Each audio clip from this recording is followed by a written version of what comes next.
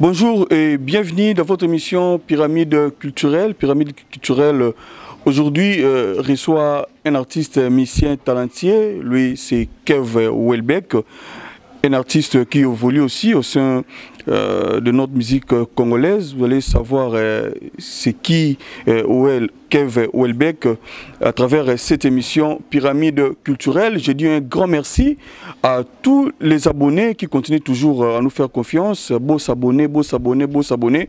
Abonnement à Binonde vraiment et ça là biso bien pour que tout zala, pour que tout existait, pour que chaîne P et Kende Liboso. Je dis aussi un grand merci au chef de l'entreprise David Kanyama Béton depuis les ISA qui est branché, scotché pour suivre cette émission Pyramide culturelle. Et j'ai dit aussi un grand merci à Montréal qui est derrière la caméra. Bien merci Mayemba DM coach et réalisateur Nyon surtout, c'est lui qui assure la réalisation de cette émission Pyramide culturelle. Et Nicolo Yobalobi to soutenir médecin parce que bon ça la biso poto zala. En tout cas faut que ça peut en sincère wane pas na bango pour na musala malam oyo vraiment ba salaka ne balobaka un monde vivant et tout ça vraiment wana pour na soutenir médecin malgré mboka hein, ils ont reconnaître valeur na bango te. Nous sommes là pour les encourager pour les soutenir dans musala oyo bango vraiment ba salaka. Là je vois le docteur Konji, le docteur Konji, au PNPC Bambo Tessika Zali, docteur Mpolo, hein, et Sika Zali, salutation à Opeangwana, docteur Glody Unzola, hein, Glody Unzola, le docteur Glody Unzola, il y a Opeangwana, docteur Rémi Lukuntu, Nabosani OPT, le docteur Christian Kakula, hein, mon vieux de tous les temps, de tous les jours, le coach, Yaope Angwana, docteur Firo, hein, docteur Firo Penabossaniote, docteur Trésor Ipakala, hein, Yaope Angwana, sans oublier, docteur Bibi Ndofula, hein, Bangwana Penza, médecin, Basala, Bisoto Zala, et il faut reconnaître vraiment valeur Nabango. Donc à travers cette émission, j'ai dédié vraiment cette émission, Naba docteur ou vraiment wana natangi bakombo hein, docteur Konji, docteur Mpolo, docteur Rémi Lukutu, docteur Bibi Ndofula, docteur Christian Kakula hein, dédié Bido Penza et mission wana. Encore une fois, soyez les bienvenus dans votre émission Pyramide culturelle. Il est déjà à côté de moi, lui c'est Kev Welbeck à qui je dis déjà bonjour monsieur l'artiste. Bonjour Christian Tongo. Boni. Ouais, Pépélé. En forme. En forme, donc Pépélé Bnezali. C'est plus ce que comment on est là parce que ça fait longtemps.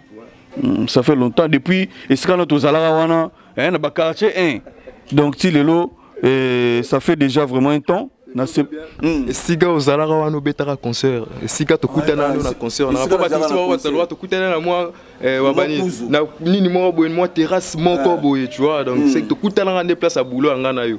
Voilà. Na les immaculés. Ouais, c'est ça. Voilà, wana les gars to yaka vouloir soutenir artiste na bino Kev Welbeck. Kev Welbeck internaute baza branché bon landa yo bon so ba ah c'est la première fois tout le monde en façon yo il est encore qui micro eza penenayo caméra peso talayo. Est-ce que tu peux te présenter na internaute au Bolanda biso bayeba qui est Kev Welbeck? Ouais, premièrement bonjour na fidèle internaute batutu Bolanda na ndaku. Donc Kev Welbeck qui est artiste, musicien, chanteur. Donc c'est-à-dire na sala rapena trop mais na afro mais sur une interprétation na ça là et tout des armées. Kev Welbeck artiste, musicien, chanteur au internaute bakoye ba fan na pe bana ya mboka o bakoye ba yangwana. Voilà. Kev Welbeck artiste, musicien, chanteur, interprète au bandi musique nini. Et puis ta vie Coco Lanayo, comment tu as commencé la musique? Est-ce que c'était vraiment facile? Tes parents moi na bango à flair d'âge à adhérer dans le monde de la musique, c'était vraiment comment? Au fait des équipes pas facilité hein. Donc ils ont une facilité que mon parents nyonso, tu vois, parents nyonso azwa atika mon na ya de la musique. Yo ebika ndenge zela kazaki pena. Donc c'était un peu difficile webi ba famille on peut te outeli, tu vois. Donc papa to maman zo monaka ke ya tangi mingi. Donc c'est que ngape monaka faut autant pe kaka mingi. Donc zaki pena ninteti to mesani to confrère ke pe bango. Voilà. Tout ça pe boulango ko. Ouais. Que Welbeck okoli wapi? Kokola no zaki ndenge nini? Bon, nga pena kokola na koli pena benor ba na quartier na ngai na sans fil, na koli pena na sans fil. Donc moi na bena ya sans fil, na ba ke moi na pe ya changu. Donc naza pena moi na ya changu, bandi moi na ya changu na kepe chic, na ke landela moi boulango pe sou moi demi na ndenga baina. Et puis voilà. Et puis lelo ozo tracé chemin na yo. Mais na carrière na ngompa solo et puis nazara pina bato moi au bankadra kanga pe tu vois on a banda ko kende holandela ndez encadrement té orchestre intel nini bo x nini bo voilà car ko sera toujours moi performance pe formation ngo lisusu bana ndetse bo bankadra yo pe bisika nini yo leki bon nazaki na fe na DM Javelo na ndoki na pas Just Diena pas Borlontin voilà na ba artiste pe mususu et tout. Que Welbeck, aux artistes musiciens, aux œuvres, tout l'année la coupe momuke. Mais Hermoko, au salaire net au bimi, Hermo au salaire net au zongi sima, et ça leur s'est dit à quoi? Bon, en fait, tant au Hermo et au bimi, Hermo au zongi sima. En fait, c'est ça peut-être na limou et par rapport à la concentration et tout. C'est-à-dire musique et ça boulot bisotoponi. Donc c'est ça na limou et c'est que na kendo ça boulot. Donc, si on a la circulation, c'est qu'on a un boulot. Donc, on a la cuisine, on prépare le moment pour bima. Parce que, comme on a un boulot, on a fan balinga, on a un mutazo les quatre. Donc, il faut que je donc, ah, t'es un peu ma benate, t'es ramené à pépele dans l'ebsayo, t'es un pépele. Donc, tant qu'on a dit que jeune mususu bazo déjà évolué, tu vois. Donc, bazo ya dandi na ba trofa ba makasi na ba mboka. Donc, on a dit que t'es déjà pépele. Mais trofa on pose on faut payer et ba bazo ça trofa on a ba ça peut bazo bosser. Mais que Welbeck trop caché to bini no banga parce que to bikis peut-être les ara peut-être nous les aragua ne bolo ba c'est que makambo benana openza et ba koko ba balobité moi ça qui peut-être oko ça paraît bon au fait premièrement lo bat ba non musique ezana qui citer lo bat balobaka musique ezana au travail bossement et tout voilà pour rosa na qui c'est ce que ebisanga promotion peut-être ozana na qui c'est bon elle rola so bi qui c'est elle rola joueur OK Simba qui si ya balle pour beta peut-être na terrain basel tozu qui si OK na martyr beta sabotine non des années bossement nous après qui c'est oya sima na ebi pété batu qui sont balobaka na ebi 2 ans au mona musicien mo raza qui c'est nous yamba ba musicien au mona déjà musicien na qui mais comment balobaka ba balobaka mais bisoté tonde to vandi no boy to vandara na yo mona déjà que mona lititi mo boy na tenga maki boy po ya pe ba concert nango ya pe bandule nanga po to zara na yo est-ce mona da que avant que concert na tenga mi mu panzi na benda mo bichebe non c'est le travail dans ce travail ya nango bien tout est assuré. Qui représente la musique pour vous? Bon, pour la musique, nous avons papa et maman. Musique est représentée pena et belé pour la rumba congolaise. La rumba congolaise, ça au biso to kuta nango fait. Biso to kuti yango. Comprends to kuti yango pe to daye pe yango to tika yango pe kaka. Donc rumba congolaise pour la eza donc na mona ta moyeni no na kolobela te. Donc ma rumba congolaise eza na habité hein. Naebi pena tendeni na kolobela ngo mais quand on parle de la rumba donc les alors rumba ils ont valorisé mboka na biso parce que RDC c'est la rumba. Donc rumba partout ils a OK libanda ya mboka to valoriser toujours la rumba congolaise. Missionini oyo o sepelranaye ou asalara rumba bien. Ce qui lelo devant cette caméra au koloba au tanga komba mission ou asalara pe rumba lelo. Et comment peut-on valoriser Pembo cannabis? Au fait, bazap na moi trop. Bazap na moi belé bateau basala rumba et tout. Bazap na moi belé. Yebi ko tanga boy ko sala pe yebi so na tangi koto penini. Bo so na tangi koto ma toza na ba bosseur baza en Congo. Au moins d'accord bossa ba succès. C'est que ba bosseur pour succès ça sakalate. Ata qui sont bolo bara qui c'est parce que simba pour ça succès. Mais attends 3 attends 2 personnes. Oh yo moko mona et na eza en polémique té bon ça on peut polémique té mais bango tout basala la musique bien bon tout ba défendre rumba congolaise bien footer azate te footer penate footer ndeni muto azui déjà ka même orchestre mobimba na mikili azongisi bango pe par exemple omoni akia louer salle moko ba footer cacher orchestre et beti a footer ba défenseur ba betela biso donc elngo là que ça déjà que c'est déjà bon et puis azote les mapé na micro boy ça ne sait pas que azo yemba ba hors tonalité c'est-à-dire photo betela banda ba ni c'est que ba footer ba te vraiment. Nous sommes là, c'est l'émission Pyramide culturelle. Est-ce que tu peux nous interpréter une chanson rumba Oyo Sepela na Oming et faire plaisir vraiment à l'internaute ou baza branché ba Hollanda biso et c'est ça mingi pendant mon vieux Bianco Ngantui papa na Chacha depuis Paris les boss Sadi Michel balobi flat hotel résidence Miniville sur route Matadi dans la commune de Mongafula babi flat izaka moko donc so commune aux ala vraiment de cité tu peux nous faire un acapella ya rumba parce que tu es un artiste musicien talentueux fais-nous savoir devant cette caméra et le comment rumba et c'est ça l'internaute ndimbola e mama garedi na langa makambu ngambo na mema na yebiteu bakofinga tina sama tongi tomesana nango lokola sodo ya kendaka itumba lokitwa masasi emesana utakala natuni utakala mokilango ebandaka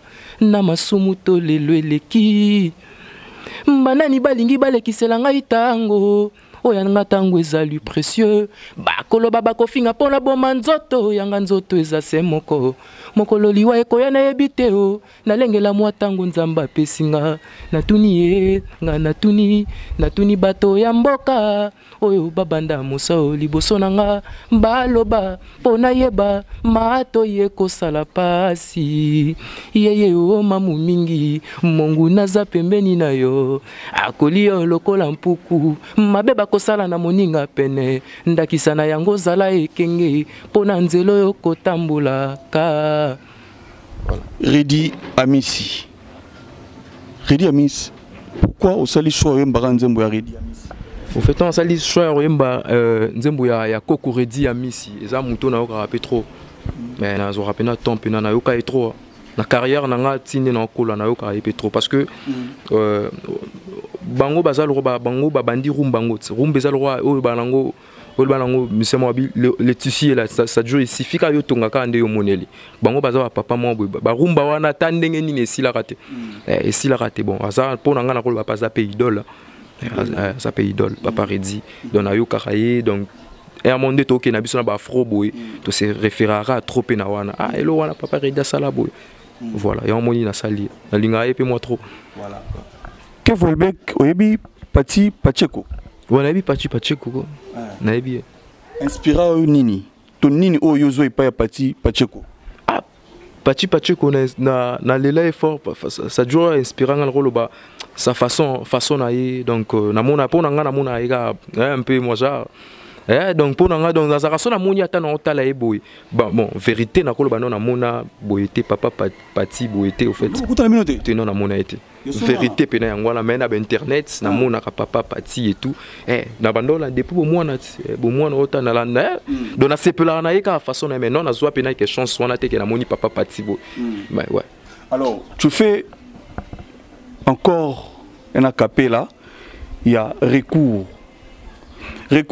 pour faire plaisir na bana nyo surtout il y a viva la musique webi ke basali pe ni na bango bana viva basali pe na concert mo wana utoza dernièrement voilà bana viva baza bindo son ya Jean Pocadero ba pompon miyake voilà wana basali bana viva alors comme on s'appelle na Pati Pacheko au sale logo moko recours wana pe c'est ça mingi le docteur Christian Kakula le coach papa na Christiana Ope motema ya maman Espérance Ludiongo et c'est plus ça recours na koti si recours pe na zwe ya noteu na salavi nanga nini na problème nanga mbakota kaboloko soki obuki mibeko nini olingaka na sala oyo nga na sali Sylvie pona koma mopa ya lelo yo na motema na yo zongi selanga taye anoe pona pemisa mabanzo manga o epelinga moto awa nazali moyen 20 na kotisi recours pe na zwe ya note o na salavi na nga nini na problème na nga bakotaka boloko soki obuki mibeko nini olingaka na sala o oyo nga na sali kali pona koma mopaya lelo yo na motema na yo zongi selanga taye anoi pona pemisa mabanzo manga oyepelinga moto awa nazali moyen 20. Ouais. Là, c'était recours. Recours, j'espère, et c'est ici vraiment. Mais internaute, nous surtout bazar branché dans DKM Flash télévision. Il y a papa Patis Arasoki Noye Bango, la PCP respect. Donc, Negro Kaliba, Bra Pene Belé, c'est vraiment, vraiment, quand émission na biso. Tout qui, comme on a yo, na page, au posté, la page, au pandi. La page n'est postée yo. Tout le monde qui a une page wana. Yona innocent ezanini. Oye, olingi innocent a tchao coup de pouce. Oye ko bata manasema innocent pona gaz obima nasema innocent to pene ezanini na page wana ba poster yo wana. Masolongo za pena nini. Lo mo lo na loba. Eza ko batama na sima ya les jeunes leaders respect. Donc toi sa fierté ya mboka, fierté à drapeau partout à Zozala. Donc ba respect penebele. Au fait eza ko reconnaître valeur ya mutu.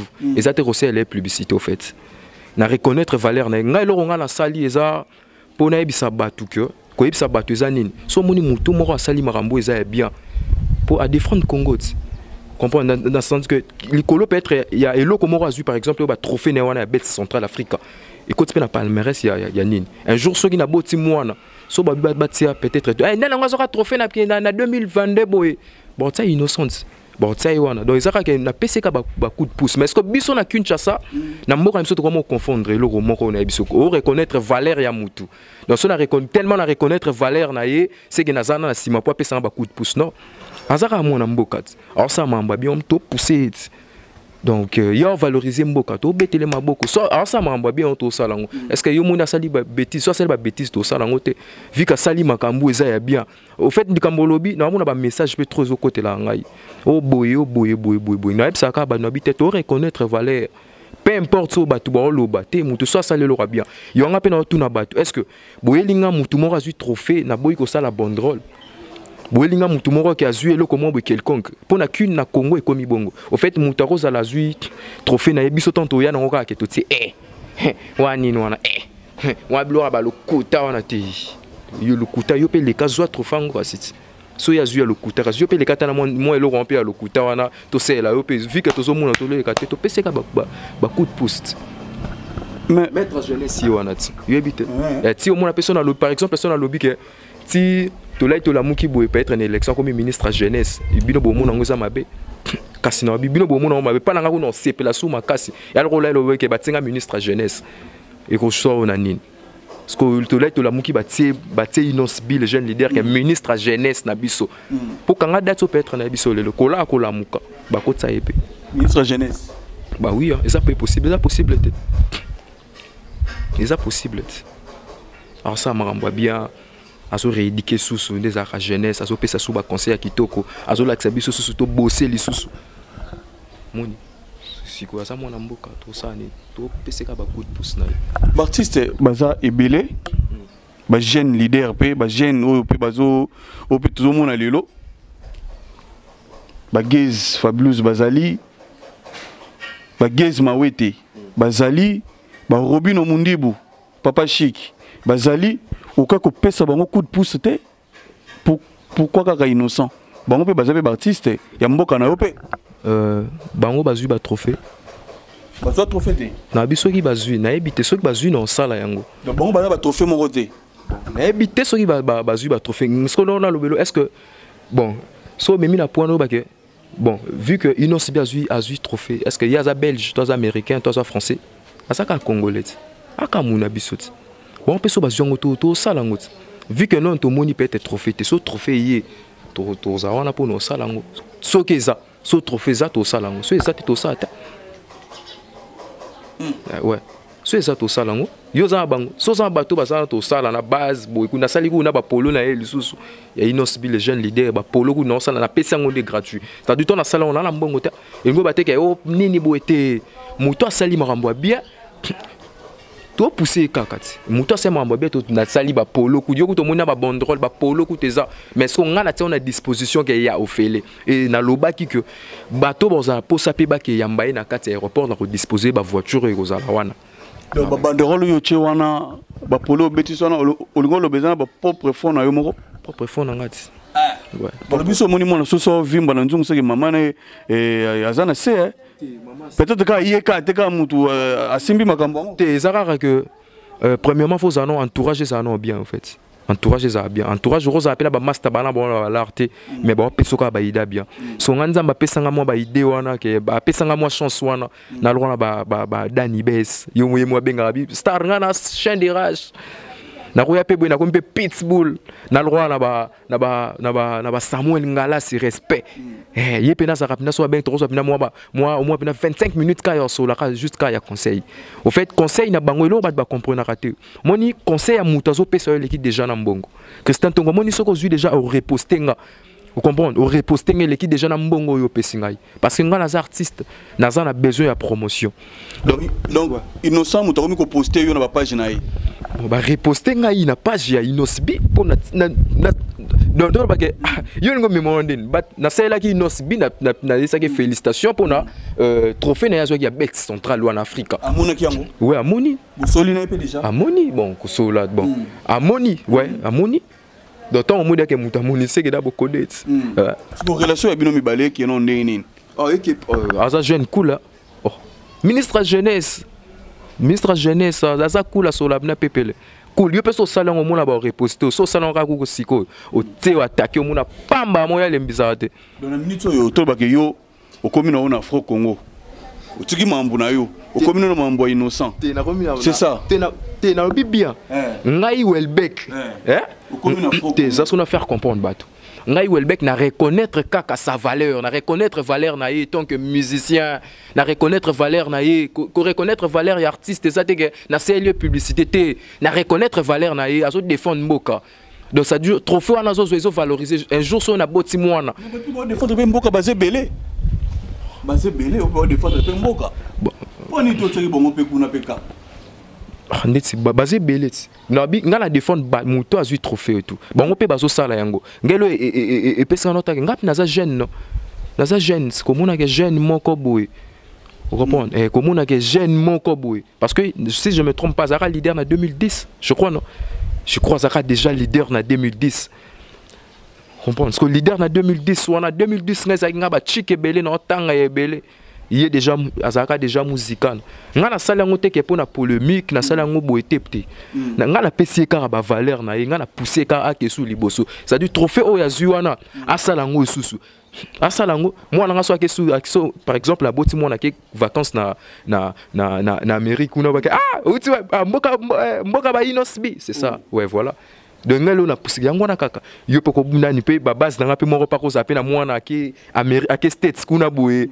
de ba reconnaître par rapport ya valeur ya Inosbi c'est ça mais ça te gena na vite na yo de mon nini orchestre na nga mouvement d'accompagnement na ngai mouvement d'accompagnement na ngai donc rien n'empêche ça te gena ke beauté vu que ça jeune on so ba marketing bon plus marketing et en plus ya Welbeck nga mokonan musique na ngai mais nga na sali banderole parce que azo sala makambo eza bien yo makambo innocent so sala pano eza bien de Christian Tongo ba question nga ba réponse kasi ata tout la table na ba parler est-ce que makambo leader azo sala na parler est-ce que za mabe pour ceux qui gagnent ni ke ceux qui peut-être mutasala raté ngo ba ka sala raté comprendre so mutasala ke a chômer na parler c'est a chômer te siko muto ya bimi azu trophée à valoriser mboka lelo boso yo ndeti bona minto so ka Amérique kuna ba yambo na valeur na grâce na eze longa te siko ouais vraiment fidèle internaute to ke bena lentement na Kev Welbeck a combien na Afro Congo te na na Afro Congo bon so ba comme marketeur bon so au comme porte-parole il y a une sport degré même ba banderole, même ya nini. Christian Tongo nga na sali kaka pas moro boye o na valoriser dans le long apeso ki pe na zu trophée au monde ba salango. Bezara na dash mo balobara. C'est yemoko innocent à reconnaître yo. To le banon.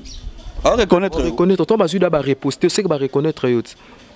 Ata yo moko to muda muta reposter yo, c'est que à reconnaître yo. À reconnaître nga it. Bilo nga peut-être ba doit à reconnaître nga na mbongo. À reconnaître nga na mbongo po ani. Oh, dans la salle déjà des sili ngai kutu peu importe ko reposter nga na sala ki ngo nga na s'attendait to kutu ke oh boy batia ngai boté nga na sala ki ngo na pesi mutu valeur na ya zuelo ko moko boye ayi na ngo boy valoriser o ke buni boy sili so na ba jeune leader ndenge yo mona o mona mai nini o pe azo bosser mambo ki ndepe bien bazali soko tanga ta moko o mona ke non yepe ah, peut saper ma cam. Ngai. Welbeck. Où na tangelo na. Welbeck. Ouais. Na evre ni.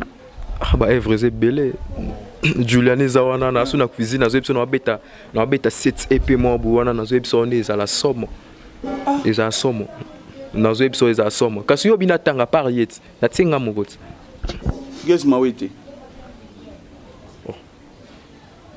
Na bani na otanga guess mawete. Kev Welbeck. Yeyo. Guess mawete.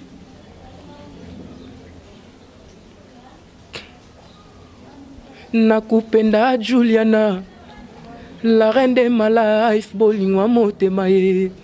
Nganotili bale, nakupenda Juliana, la reine de ma life, bolingwa motema ye. Nganotili bale, ah Juliana, I love you Juliana, ah Juliana, I love you Juliana. Well baby l'artiste. Pour répondre matin. La bouche du je t'aime, le cœur t'a choisi, je ferai tout pour Nayo. Eh, Nzambe nangai. Nous deux c'est pour la vie, moi si akobala. Ezayo, les ondiko yokate. Ozalaka yomokoe. Les ondiko yokate, lelele ozalaka yomokoe. Well baby l'artiste.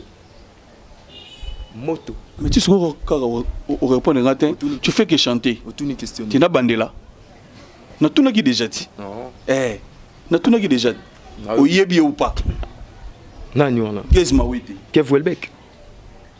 Na tout Kev ozapeme na ngai. Kev Welbeck na yebi. Dans la episode fan na episode sabino 7 et puis on a episode sabino ezala somme donc 7 8 donc na episode sabino ezabne à dégâts. Donc bozala wana pena bo consommer ngo pene belé bozelango. Julane ya ki déjà ebimaki. Mais ezu moi batant ebelé kaka bino boyebi kaka ndena limo yimo trop mais trop dans na episode sabino na ba bombe. Na epina na bakanda mabe. Vous avez un problème na ba na epina na bakanda mabe. Mais to leke mission.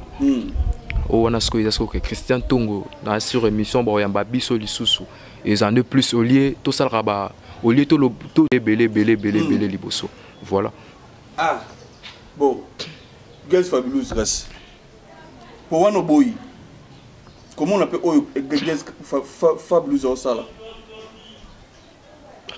Yo moni so eza bien na habité pour na eza batu na reza vie à mutu a vie à mutu babo ya raté yo tu na ba question tu nga pe na répondre de l'autre nga na lobika Welbeck o avande eza Welbeck donc faut tu na trop marambu ya et puis on a titre na ngonde ni na betela ta moi des chambon na titre moi msuana na kobi na chant eza à qui je peux donner mon cœur na kata nze moi na lobé leza yebika mobali o kemba mobali wana kemba banisko akutana libaku mo boazu moi femme moro boya moi la ndezala azala kaka sko femme wana mbongo azu mobali o kemba bitena zulata moi parler na bando foutelo chaque fin du mois quand ndezala azala eh a fouteli peya ya ba koma pende ba vivre na ye oh je me souviens de rasko abimi moi petit ongo sko salaka abengalo chéri ndeni ko a chéri pa ayambi chéri boy a monsko mbanda mutayambi téléphone abisi eh yo kundoza na kutwa yo zo bilamba na yo o mobali na yo nzela leli obia qui je peux donner mon cœur mobali na opesa nyonso na suana titre mo suna komi on a posé 7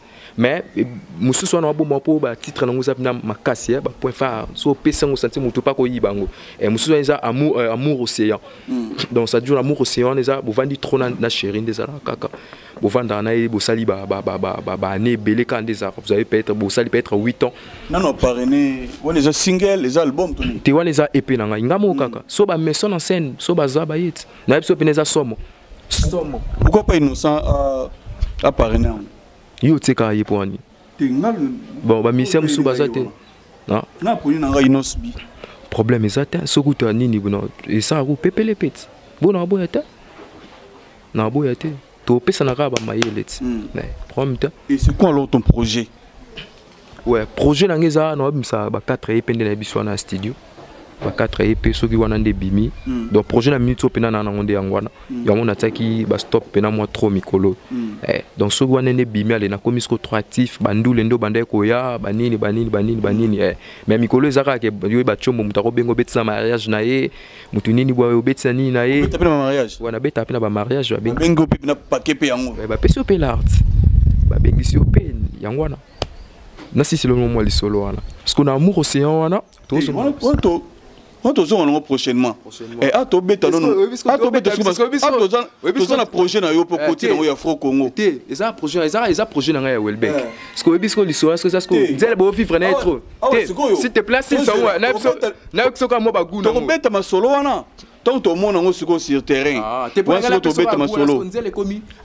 Ah to bête ma solo. Yo kanu te. Ah to bête ma solo Afro Congo. Ah peut-être to Afro Congo ba internaute ba yeba.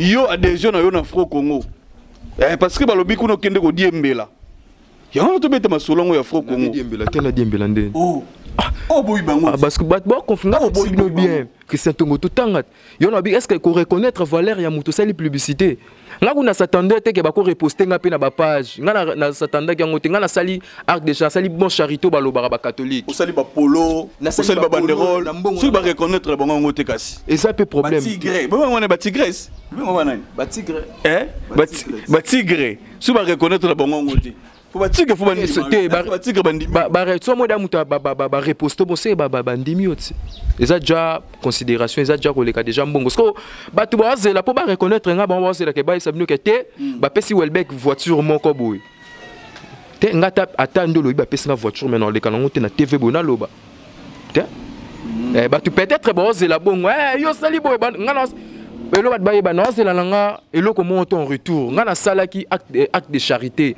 na salaki parce que na moni mutazui trophée et tout na valonini nga na s'attendre na nga kutango te mais c'est arrivé que na zui voiture bon s'attendre te pe que na relaxango boy ou soit ba kabeli nga voiture pas mutu mo boy est-ce que voiture wana plus biso photo ya relaxande bolo plus photo ya ka to valorisera musala na biso na ye na vandi boy na betelo masolo ba chon na ngai na zo betelo masolo carrière na nga ndezo kendela. Voilà, mais na yete que na lo baké oh boy boté peu importe. Ouais. Ino sa to ba que la biso mo bor moko. Sali pe na state Muselu. Olandiango déjà. Ouais na landiango, na landa te pour. Tu peux dire quoi à propos de ça? Mon mobile landio bongai. Toi na ba téléphone. Mon mobile landi. Yo bo landi Muselu. Na pépé l'écoute. Omoni ondeni. Grave. Dans web sur grave. Ministre jeunesse pena dans web sur bon boulot. Mais ministre jeunesse dans web sur bon boulot. Devoir suivre. Nous c'est peli non basi wana. Ti basi nante basi kutu yoyebi basi kutu te za no boulot nan ama piano tara nini wana instrumental wana azongisi biso lisusu na America poto zeka buto toka trop azongisi wana ama piano moi anglais moi nini et valoriser ka mboka lo na sepel no ngona mais clip te ba chéri te après et ça na conseil na kati no bino bo comprendre alobi maloba tant muta pesa ka message na ye et ça tant muta obi peut être obi na ba peut être nzaki mwena ça un message na kati est-ce que yo mi na Muselu peut-être a mis bêtise non sur message ni yo tirer na Muselu message ka ça bien non nini Christian Tongo message ni yo tirer na Muselu ayembi ba partie belé mais na yo rap anglais te na côté écoute anglais na yo ka anglais te Bah partie bela imbine en anglais mais vérité na en anglais mais la salle est fort na le besoin de message quand c'est ça un message parce que na bini parce que toi na lobby bon parce que na bien za ministre jeunesse il a éduqué jeunesse et belé tu vois lingo imba bêtise de habite ba papa ba otala na parler comprendre mais lo pondule tala mandule te comme faut mambutali faut bêtise tes bêtises c'est mambutali donc bêtise te yebisa nga depuis bando bimisa banze mon bêtise ni yoka déjà imba yoka te bando compte kasi tu vas question ngane mon otuna kasi so sikalo imba bêtise te champ ekotaka partout le roi banzembo nanga baba ekotaka na présidence ezokota na gouvernement ezokota na pala ba responsable ezokota donc il est pays idem pepele quand son arrivé il y a ça parce que tout le monde a banderole tout le monde peut base ezali bazo c'est la arrivée il y a Tigre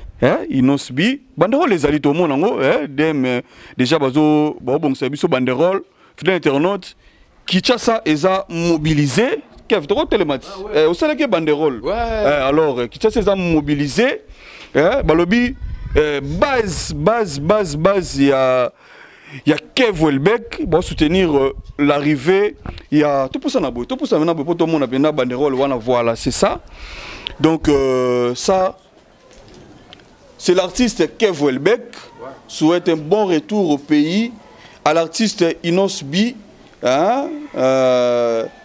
oh ni no monawa Molodo leader Molodo leader voilà Molodo leader arrivé na ye yango tomoni sokolo ba nyonso eza ba propre fond ba polo mususu kutu za ba polo pina peza eza pina mwebele kaliela ba polo wana ba polo eza pina ebele ndezala kaka bon fait nazo ebisa na bana ya qu'une donc bana ya RDC ba Tigre ba fan tout o balinga la bonne musique toya mba muto azo sala ba polo pe yango ba polo pe na yango donc ngana ti ba polo nanga gratuit mais bazo imprimer te bazo imprimer basombaki déjà te basombaki pour montrer genre donc ngana sala yango gratuit basombaki déjà et tout donc bazo donc bientôt là déjà bientôt on a si bana qu'une bana ya monde entier ba Tigre nyonso ba Tigresse nyonso bato balingara l'artiste Welbeck l'artiste donc toya zalawane belé toya yamba Molodo leader ba polo ezalana déjà gratuit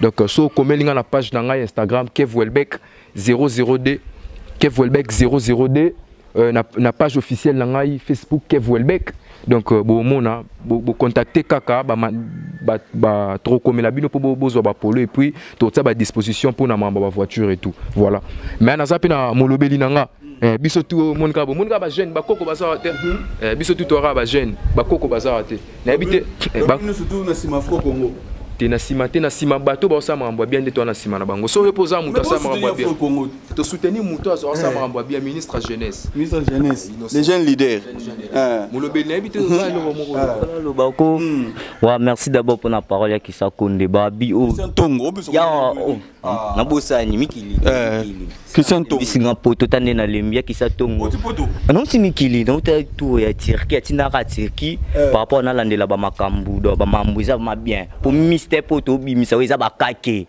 koloba pona landeli trondo lobela koloba teke to na fo Congo ya ka ke to cha mona mai pour Inosbi les gens leaders mboka par rapport pour artiste Kev Welbeck mutombo bilanga loyembo kameno de rumba congolaise ye jamais ko soutenir à fo Congo appuyer ka masana musicien puis monde ça on a jeune mo on a âge mo na ko lo bangote mais on a âge mo déjà à soutenir da azo da charge orchestre mobimba ninga zawana donc a musicien to soutenir ka l'artiste Inosbi des leaders les jeunes mboka pour na trophée best of central na zo qui donc ils a mama be na arrivé na et le but est que quand qui arrivé na faut za fania Inosbi pour qui amène aéroport tout vraiment ba polo tout ils a gratuit soit boro ya mbepe na ba panel baza oza posa oza polo ya Inosbi ai azio a contacter biso azo polo ofele to chip star patch ba car zo fele donc to gamba des leaders les jeunes leaders en mboka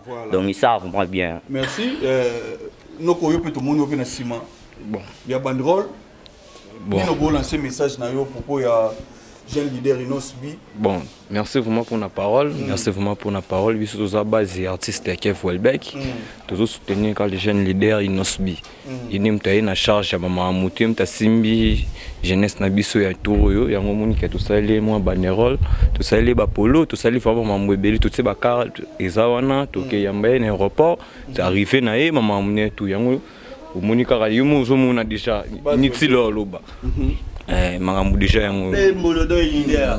Bezali penda ya solo penda na ba mingi artiste yemo de alobi bani. Vous avez le jour J. Le JR, le jeune leader à Kouya, donc ma bezala kake likoa kake. Merci. Comme ça, nous sommes déjà arrivés à la fin. Artiste Welbeck, je ne sais pas ce qui est vraiment mon mot de la fin. À propos, il y a nous surtout ouais, Kev Welbeck, tout comme il cochité déjà l'émission Nabiso, tout le monde déjà banderole, n'a habité ni ne ko lancer comme message na internaute surtout balandi biso et puis message ni ne ko véhiculer na base il y a Fro Congo, ba ba soutenir rapé Tigre. Mot de la fin na ezani à propos ya nous surtout to lobby la carte émission. Bon, en fait, bana ya Congo nyonso, bana ya monde entier. Donc Welbeck qui est l'artiste. Premièrement, on a relancé un message qu'on a en plein studio. Épée nanga kalatezo bima. Donc bientôt là déjà, si to comme en 2023, na ko boire déjà nyonso. Donc to comme en 2023 on a relancé déjà tout. Et puis na web ça ba fan nyonso ya Tigre, ba Tigresse nyonso. Mon lodo est leader yoana bana nyonso ya Congo. Donc to soutenir ka muta so ça makambo ya bien. Donc exacte que to valoriser muta tel tel.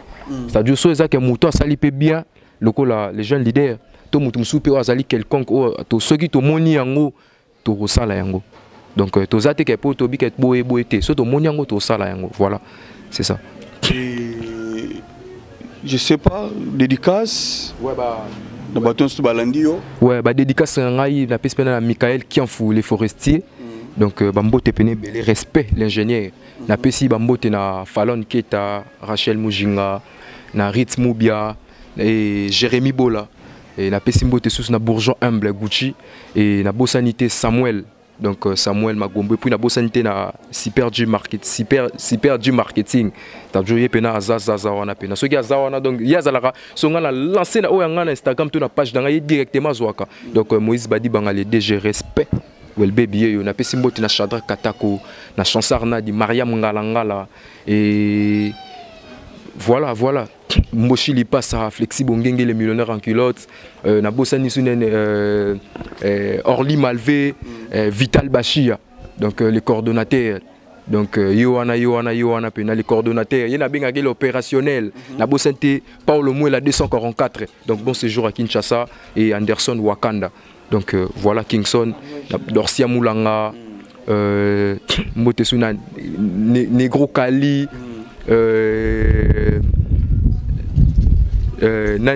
Nani Susu, comment on appelle ça? Moi trop. Depsi Moutombo depuis Bruxelles, Neminguma, Victoria Moutombo depuis Bruxelles, Jonathan Maboulou depuis Paris, Israël Maboulou depuis Paris, Bianca Toumba depuis Paris, Nani le Susu, Steve. Mastananga Steve, donc depuis Allemagne, voilà. Baza Pene Belé, Gisèle Ndingambote, Evelyne Ndingambote, Yuya Ndingambote depuis Canada, donc Maman Legi Pena, voilà quoi. On a besoin de sous Gina Ndingambote, H Ndingambote, donc bon séjour. Donc bon séjour oncle place aux Ali donc il est pas bon de la ramboka invitation par rapport voilà Patrick Ndingambote na bossé Gina PMF Gina PMF ya Gina yo bit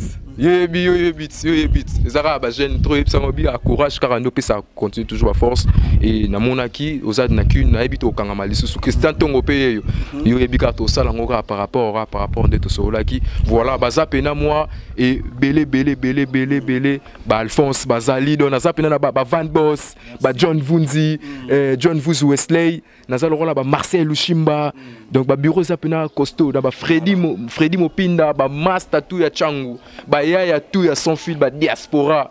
Donc, c'est fort, c'est fort, c'est fort, c'est fort. Ariscolo, depuis, depuis Canada, Ariscolo, Maître Francis Kabongo, respect.